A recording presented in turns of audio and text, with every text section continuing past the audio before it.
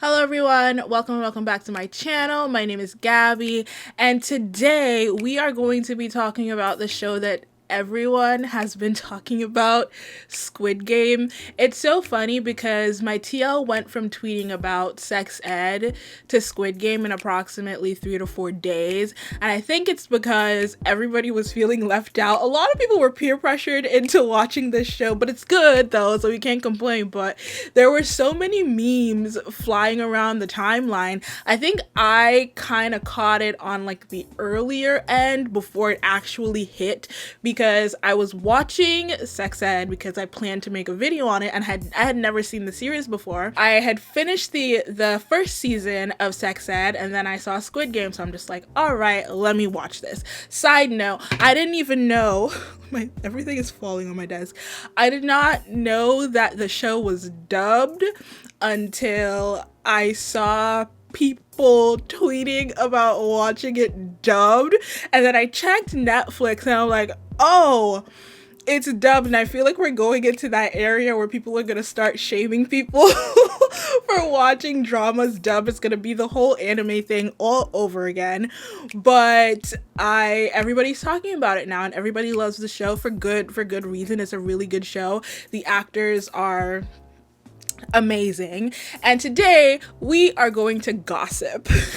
We're gonna talk about characters, and then at the end I'm going to go through all of the games, and then I'm going to tell you exactly how I would have played to make it to the end, because I saw this one tweet and this person said, well, where do you think you would lose? And I was reading it, I'm like, I'm sorry, I'm different from the rest of y'all because if I get a chance to do it, I'm winning. And that's the big chance too, because if I had gone home, I don't know if I would have come back. Even though we're gossiping, I wouldn't be me if I didn't say something about the societal issues that were brought up by the show. Like, can't have nice things. But I think it would be remiss not to mention the various issues that were brought up, two of which being misogyny and wealth inequality. Wealth inequality being the bigger one and one of the motifs and one of the themes of the show, because we're not going to act like it's not a direct reflection of our society today. You have all of these poor people, all of these people in debt, all of these people who have resorted to signing the rights to their bodies away because they cannot pay off that debt, and they're in this place fighting for chump change, literally, and in some instances killing each other for chump change. And that's wild in and of itself, because the prize money would be 45 billion won, and that in and of it's like, imagine people around you dying, and every time they die, you just look up and then see money just falling into this big ass tank that you want to win at the end. That shit's crazy. But you have people fighting for like 45 billion won is about 33 million USD. But you have all of this set up for the entertainment of rich people just looking and watching while poor people tear themselves apart for like a drop in the bucket of their wealth. And that is crazy. Well, not crazy, but I don't think, and this is just me because I obviously haven't seen all of the shows in the world, but I don't think that I've seen it represented in such a literal way. Like, this is how much money you're worth. Like, what would you do? Like, how many people would you kill if you're in the position like some of these people, like where you don't have anything to lose? You really don't have anything to lose. So I'm not gonna be talking about that too much in this video. I'm just gonna be gossiping because I need a day off sometimes. But we move. First up, we are going to be talking about the salesman, Mr. Kong Yu. He didn't even have a bigger role in this show, but he is who he is, so we needed to talk about him, because when he popped up on my screen, I did scream a little bit and I tweeted about it. We move, and he had the entire timeline falling in love with him, as he should. That's a very good man. His role in this drama is he's the salesman, and when he was playing the game, he had to make the people choose between a red pink or a green card. And people were saying, this is one of the theories, people were saying that the card that you picked, that determined whether you were one of the guards or you were one of the players. I actually don't think that that's true, because I think the guards were the people who probably won the show before or something like that, because the front man, I guess we'll hop into talking about the front man. The front man was the police officer's brother, and when the police officer, when he was going through, when he was looking for shit, he saw his brother's name on one of the winning lists. So I think that's how you get into being a guard position. I don't know, but I also think that the game was kind of rigged, because if you pay close attention, when they were running the whole thing back, when they were telling the people, oh, this is why you're here, you're willing to humiliate yourself, you're willing to have this person slap you repeatedly because you need money this badly. Everybody chose green, so I don't know if there's like a psychological reason as to why like the pink would put people off and then you would have the green, because mostly if you rewatch the show and you watch everything, most of the people chose like the green square. So there's that. Just wanted to bring that up because I don't think that theory makes sense, but what do I know? But he looks so good. He really did. The next character that we are going to be discussing today, I'm not laughing. This is why I'm laughing. So we are going to be talking about Minyo next, and this is why I'm laughing, because every time I would be watching people live tweeting the show, and every time people would get to the part where she would remove the cigarettes from her coochie, everybody just would be tweeting, she put cigarettes where? And I don't know, like, it wasn't that weird to me, because one of the people that I follow, they were like, her coochie must be screaming. And not defending her at all.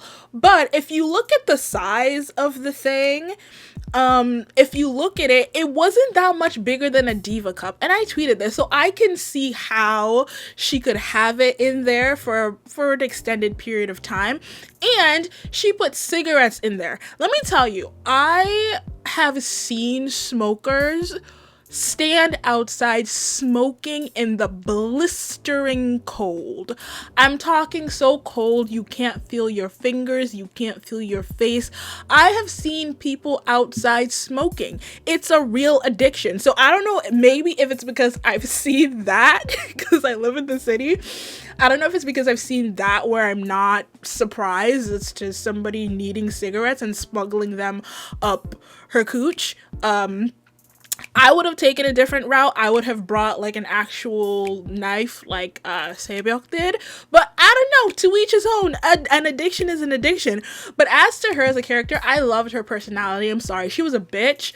But like, she was entertaining, and the only thing that I have to say to her is, why did you think that vagina would keep a man loyal? I don't know why she had sex with that man in the bathroom, and I know a lot of people had some issues with the sex scene, but at this point, because people were saying the sex scene didn't add much to the story, it did. If you look closely, it kind of developed her relationship with that man, who we'll get to in a second. It developed her relationship with that man as to where she would need to get revenge, and my girl did get her revenge. She threw that see, if you're gonna go out with a bang, and that is what she did. But why I'm just confused as to, I mean, not even confused, back to the sex scene. I don't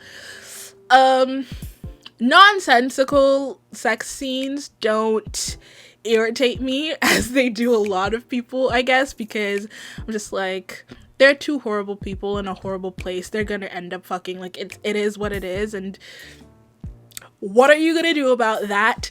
But I do, she was pretty cool. She did call Ali an illegal alien, so I don't know too much about that. Next character, her boyfriend, Toksu.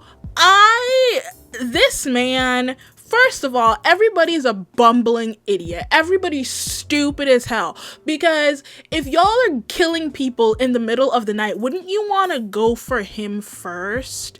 He's a criminal. He has the very fact that he was still there, he could have eliminated anybody in their sleep. That's why everybody had to stay up looking around, because he was still there. So wouldn't you want to eliminate the ringleader of the team? Even for the team members. Like, see, maybe I'm just cold-hearted and too much of a strategist for this shit, because he would be the first person I would take out, even if I'm on his team or not.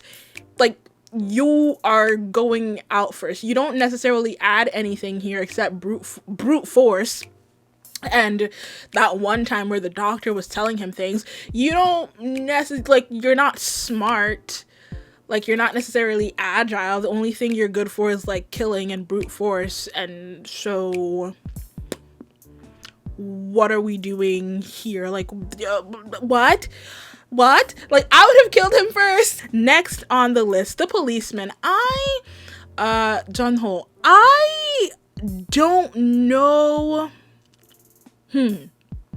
The only thing I'm curious about with him is if his text messages did send, because when he was sending it on the phone, it did look like they went through. And if his messages did send, like, what is going to be the police setup? What is going to be the investigation for season 2? Because they're having a season 2. It's the biggest, I think one of the people from Netflix said it's on track to be their biggest show of all time.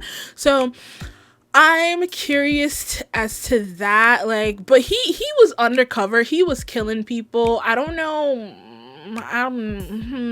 The thing that bugs me about him is that nothing came of it, unless the information that he sent to the police, unless they received it, then everything that he went through, everything that he did would have been for naught, and I don't like that.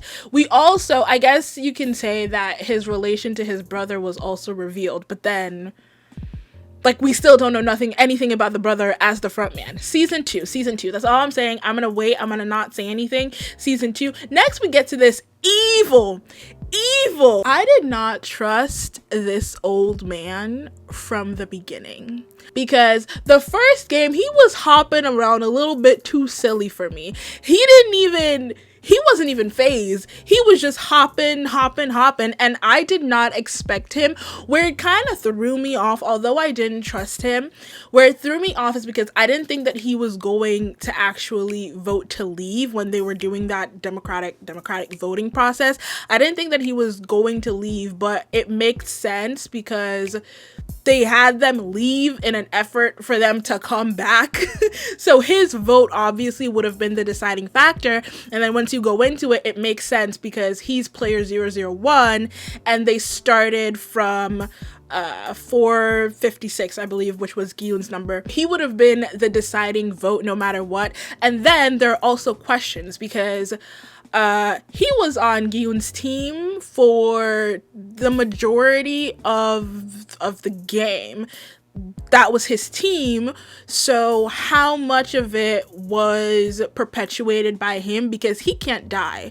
They know that he can't die. But it was just weird things like that. I never trusted him. But what really got me was when, and this is why he's extra evil. What really got me is when he was lying down on the bed and he peed himself when all of the guards were there. And I was just like, you can't, that's just evil. Who does that? Because as soon as that happened, I was just like, no, like, that's not gonna happen. Like, that can't be this evil. It can't be him. He's just this old man. And have you, like, come to the end, we find out that this entire situation was perpetuated by him and his rich friends because they were bored. Please go to hell. Next character on this list, Ali. Okay, and we'll get to this when we get to Sang-woo. Was Ali's death sad? Yes, it was. Was it in part his fault? Yes, it was. Okay. hear me out, because everybody loves Ali, as you should. And by introducing this character, we got another societal issue when it comes to undocumented people and how they don't have the same safety net as everybody else, because Ali lost his fingers by working in that factory, and like he is like, you can't necessarily report it because he's undocumented, and then you have that entire legal system to deal with, and he also has a family and a newborn daughter and his family back in Pakistan. There's a lot of societal layers to this, right? Which is why he would go back into the game. I think one of the pillars of this show is like, just what would you do to escape your situation? Because once again, they did have the option to leave, and they chose to come back because you realize that the outside world is way crueler than anything. Like, what you experience in the game, it would be all worth it if you could escape the outside world, which is sad that that is the conclusion and that is the life that people have had to live. But it is what it is, and it's a direct reflection of society. Listen, I feel bad for Ali. I do. He was so sweet. He really just wanted to belong, and he wanted to fit in, and he wanted to be a part of something. He wanted to be a part of their team. And then Sangwoo told him to call him Hyun. It was a lot. And for him, I could see the betrayal on his face. I could see when they were playing the marble game and Sangwoo just started accusing him. I was like, okay, you're really shady for that and shysty for that. But like, he believed that. I don't want to victim blame. See, it's sounding like victim blaming, and I don't want to do that. But like, I feel like I should move on because we're just, I don't want to this has made me realize just how cold-hearted I am in certain situations. But Ollie was just so sweet. And then he saved Yoon here's the thing. One thing, like, before Sangwoo killed himself, or when he was telling Yoon to take care of his mother, he should have told them about Ali and his child, because he was the only person that knew, and he is the reason that Ali is dead. So I think that was shady. That man he's evil, yes, but also smart. But anyways, this is not about him. This is about Ali. Yeah, it was just sad. It was just sad. Next character, Saebyok, a bad bitch. Sangwoo didn't have to kill her like that. Sangwoo didn't have to kill her like that, because she would have died on her own. Because I don't think that those people would have given her medical attention. Gi-hun was like banging on the door. They know, like, they watch everything in this place. They know they would have not given her medical attention in the first place, so she would have ended up dying. But the best thing about, like, her character, her friendship with Jiyoung, I cried when they killed her and when she was like, "Thank you for playing with me." My eyes are watering thinking about it, but that was a very emotional moment for me, and I cried. But we're gonna talk about misogyny. I know I mentioned it in passing, but this is the misogyny that y'all should be talking about when y'all just say words on Twitter. This is misogyny. The things that you all say, the things that you all characterize as misogyny, when it's your word of the week on Twitter, that's not what any of this is. They were literally in this game and they had a disadvantage because they were women and nobody wanted to play with them. Even as much as I hate Ilnam, there was ageism in that. Like, nobody wanted to play with them because of their age and because of their gender. These are the issues that we should be discussing, but y'all don't know what words mean. You think you do, and then you try to come with thesis statements, and I'm just like, that's not what any of this means. But other than that, she was cute. I liked her attitude.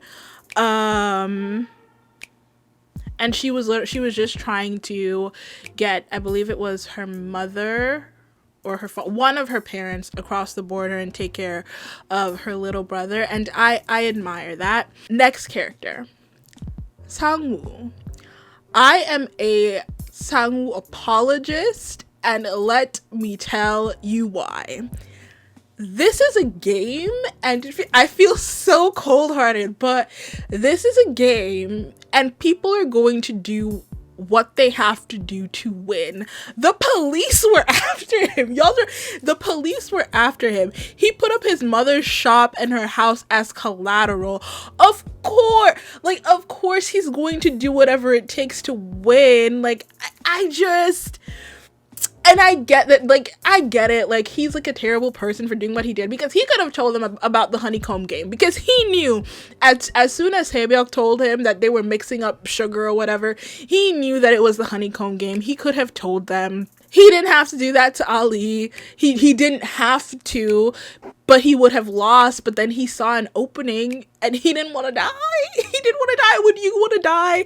Here's the thing. Y'all are talking so much smack about him, but at the end of the day, I'm not saying Ali was just way too pure-hearted to be in that situation, because anybody else would have looked at Sang-woo and just be like, what are you talking about, my guy? Give me my one marble. Like, what are we doing here? But Ali was just really, really pure to be in that situation. And at the end of the day, we can, like, at the end of the day, it's like people that Sang-woo that win when it comes to these things. Like, the world is crazy, the world is terrible or whatever, but bad people win things all of the time. Did he have to kill Haebyuk? No, he didn't have to do that. But somebody has to win the money. Did he have to push that man through the glass? No, but like the man they had a timer, they had a clock going. He needed to win. I may sound ridiculous, but once again, what would you do? Because at the end of the day, there's only one person going home with this money, which is why I was kind of sort of confused, because they kept talking about, oh, like, we'll share it, we'll do this, we'll do that. And I'm just like, there can only be one winner. Like, at what point did they say that multiple people could share this money? There's only going to be one winner, so what are you talking about? Sang-woo knew that there was only going to be one winner, especially he was battling fraud, money laundering. I think they said he was just in a whole bunch of shit. So yeah, like, I don't like him. Do I like what he did? No. I can understand it though, which is why I am an apologist for him. And y'all are just gonna have to give me that. I'm sorry. The next person that we are going to discuss, Gi-hoon. Is he the real villain of this story? That is the question here that I want to ask, because I understand trauma. He was traumatized from this game, right? So he doesn't touch this money, $33 million. He doesn't touch it. He's been living as a homeless person.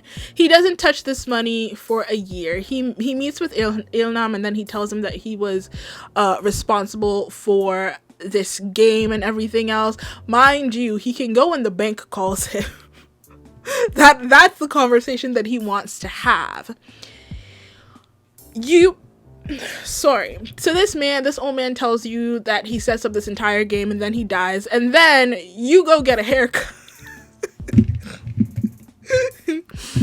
You go get a haircut and you come back looking, as somebody that I follow on Twitter, come back looking like Cody from Zack and Cody with his red hair. You come back looking like that, and then you buy a suit, you buy a plane ticket, and you get on a plane. You don't even get on the plane. You get on the hangar to your plane, and you are not going to go see your daughter that you haven't seen in years.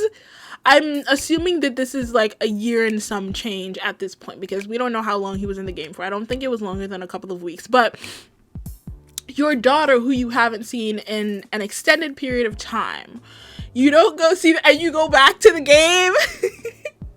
I understand wanting to figure something out, and I understand trauma. You didn't go right away. You waited a year. Like, you could have come back. You really could have come back. You could have gone to see your daughter, and then you could have come back. But besides that, as I said before, I don't know if I mentioned it, but I don't know how much of his success is directly attributed to the fact that the old man was on his team, but then again, after he quote unquote died, he wasn't there anymore. And I just think it was the thing about this show in particular, a lot of people have been comparing it to Alice in Borderland. I think I was gonna say Alice in Wonderland, but a lot of people have been comparing it to that show. But Alice, you kind of need strategy to figure out what's going on, and with this game, I feel like it's more up to chance. And I guess, but they were saying that they want to give everybody a quote unquote equal playing field, but you have the creator in the game. Anyways, other than that, I did like Gi-hoon. I feel like he was too nice.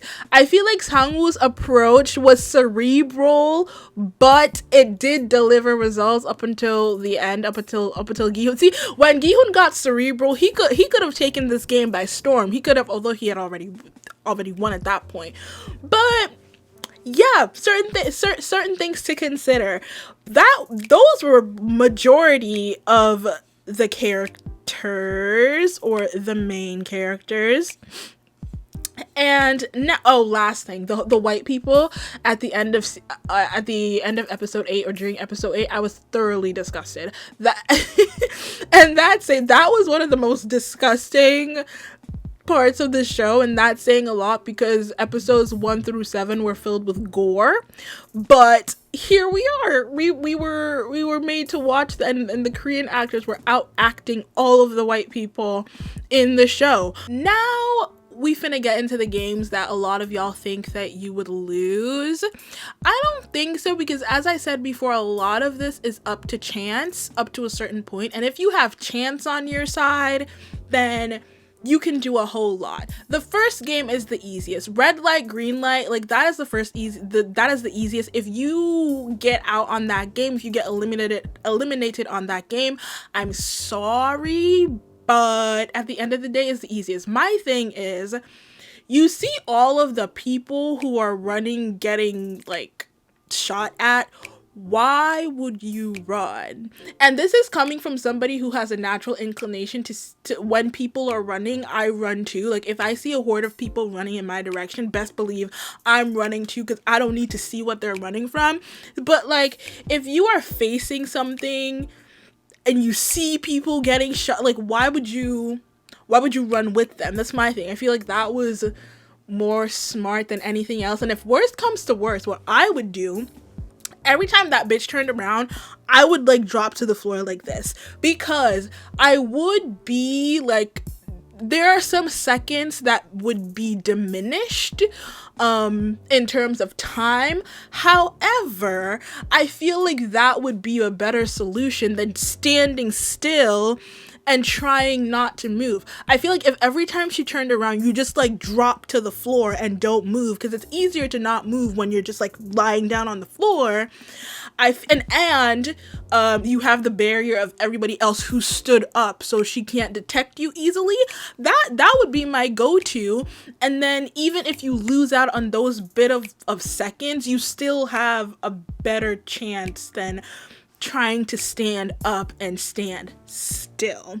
So that would be my strategy. I'm not trying to run like everybody else, and if worst comes to worst, I drop to the floor and just like run as fast as you can. I feel like where a lot of people fucked up is that they literally ran, and then for the second round they didn't move, they weren't moving, and I understand shock or whatever, but like at some point y'all needed to get over that. I understand the shock, but I would be running for my life. The second game was honeycomb, and that was purely up to chance, and this is where like Sang-woo was he was in the wrong for not telling them, because at that point they had already established that they were going to be a team. Okay, but that one is up to chance. I just know myself, but I would never choose umbrella. I would either choose a triangle because it has 3 stars, sides, or a star. My brain put those sentences together.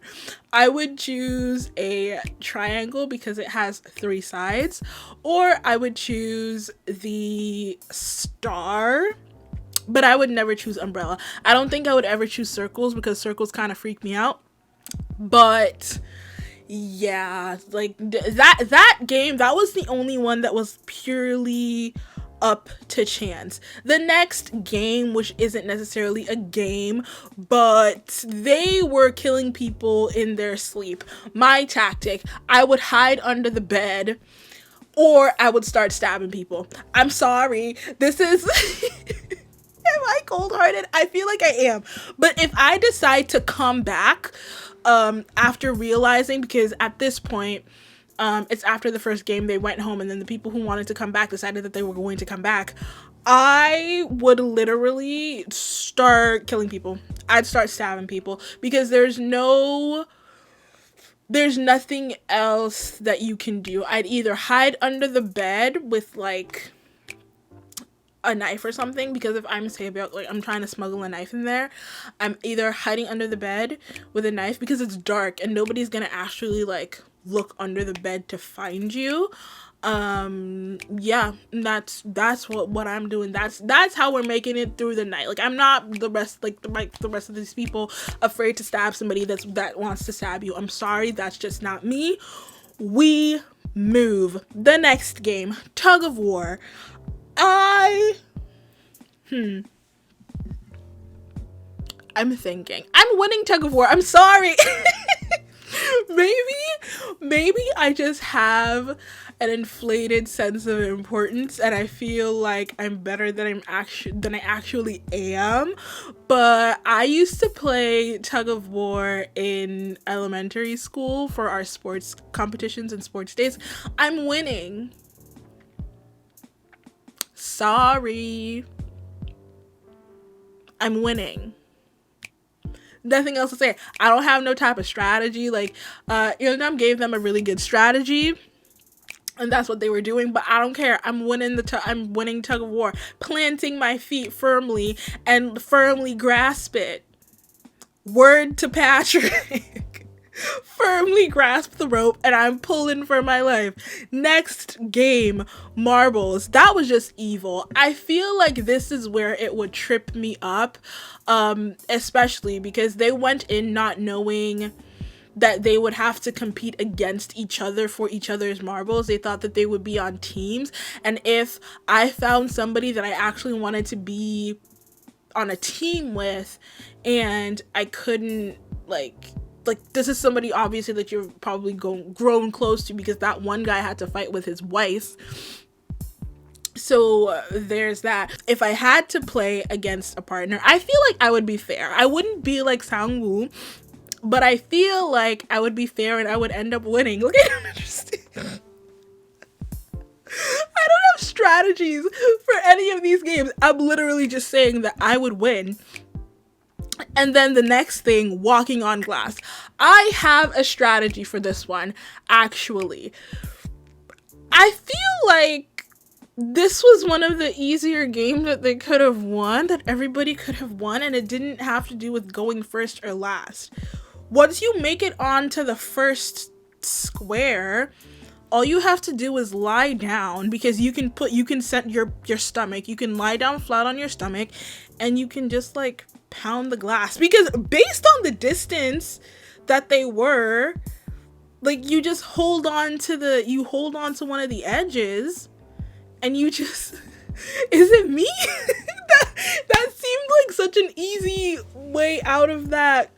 That was like one of the easier ones. You just lie down and then you pound to break the glass. It's tempered glass. You don't have to do too much with it. Like, you just give it a few good pounds and then you're fine. Maybe I'm just simplifying it, but that's how I would have won.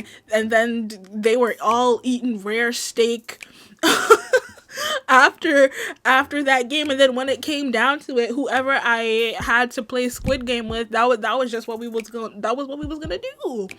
And then I would walk out with $33 million. And that was me oversimplifying all of the games, but I genuinely do think that I would win. No ifs, ands, or buts about it. I'm winning, and people are just gonna have to see me. That's just gonna be how it's going to play out. But yeah, I thoroughly enjoyed that show. I will be waiting for season 2. I think after I finish it, I sent out this tweet. I was like, Squid Game left me wanting. It left me wanting for season 2. I want to see how it's going to go, because he can't necessarily be in the games again, can he? Because like they'll know that he's looking for them. So I'm interested to see how that plays out. What I do not wish to happen, I don't want an English adaptation of this show. Please leave it alone. It just won't work. It won't be the same.